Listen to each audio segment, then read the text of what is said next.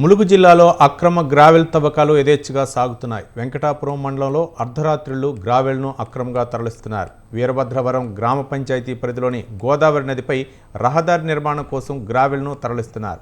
రవాణాకు అనుమతులు లేకపోయినా నిబంధనలకు పాత్ర వేస్తూ తరలింపు చేపట్టారు.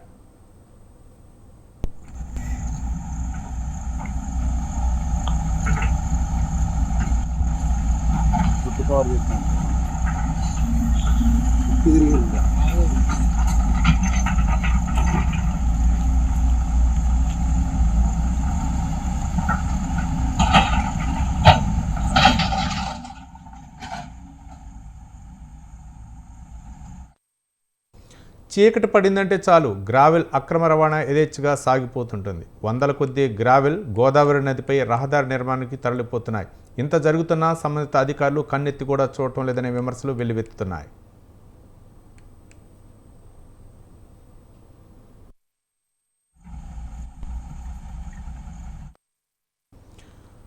మొత్తానికి అక్రమ తవ్వకాలు యథేచ్ఛగా సాగుతున్నాయి. అర్ధరాత్రుల్లో అయితే మాత్రం గ్రావెల్ తవ్వకాలు యథేచ్ఛగా సాగుతున్నాయని విమర్శలు వస్తున్నాయి. దీనిపై మరింత సమాచారం మా కరస్పాండెంట్ సుధాకర్ ఫోన్ లైన్లో అందించడానికి సిద్ధంగా ఉన్నారు. సుధాకర్.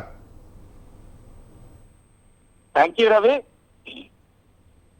ములుగు జిల్లాలో అక్రమంగా గ్రావెల్ తవ్వకాలు ఇచ్చండగా సాగుతుంది. అధికారులు కూడా పట్టింపు లేకుండా నిమ్మకు నీరెత్తినట్టు కూడా వ్యవహరిస్తున్నారు. ఈ యొక్క గ్రావెల్ తవ్వకాల్లో గతంలో చూస్తే ఎందుకంటే ఎవరికైనా కూడా పర్మిషన్ ఇస్తే 1000 క్యూబిక్ మీటర్ల వరకు పర్మిషన్ ఇవ్వడం జరుగుతుంది. కానీ 1000 క్యూబిక్ మీటర్ల కంటే ఎక్కువ కూడా ఈ యొక్క గ్రావెల్ తవ్వుకపోవడమే కాకుండా మొత్తం రాత్రి అనగా పగలనకుండా అక్కడ ఉన్న చుట్టుపక్కల ఉన్న గ్రామస్తులు అయితే ఎవరైతే ఉన్నారో ఆ గ్రామస్తులకు చాలా వరకు ఇబ్బందులు ఏర్పడుతున్నాయని చెప్పడం జరుగుతుంది. పలు ఇబ్బందులు ఏర్పడుతున్నాయని చెప్పడం జరుగుతుంది. ఇటు వెంకటపురం కానీ వాజేడు మండలాలకు సంబంధించిన సుదూర ప్రాంతాల్లో ఉన్న ఒక గ్రామస్తులు కూడా చాలా ఇబ్బంది వాతావరణం ఎదుర్కొందని చెప్తున్నారు.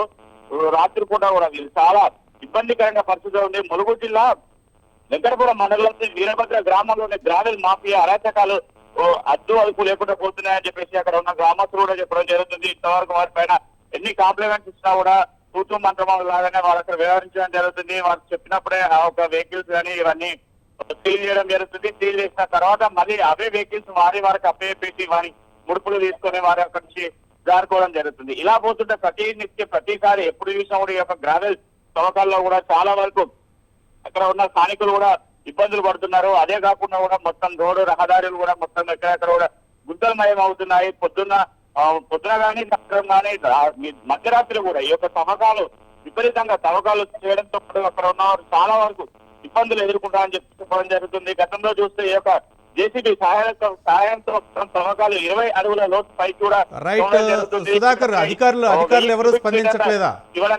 ఒక 1000 క్యూబిక్ మీటర్లకు మించి ఇసుకలతో పాటు అక్కడ చుట్టుపక్కల ఉన్న కూడా మొత్తం పెద్ద బావి బందలాగా చేయడం జరుగుతుంది. Right, thank you Sudhakar.